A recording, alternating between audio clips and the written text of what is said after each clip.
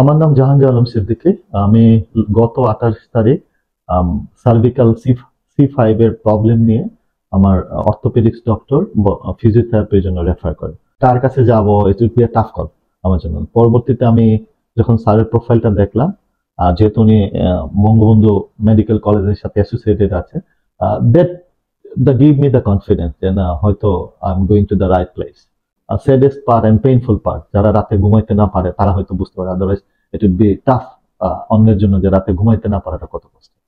But আমি সবাইকে একটা বলবো যে আসলে একটা ট্রাস্টেড প্লেস খুব দরকার, কারণ এটা প্রফেশনালিজম না থাকলে এটা হয় না।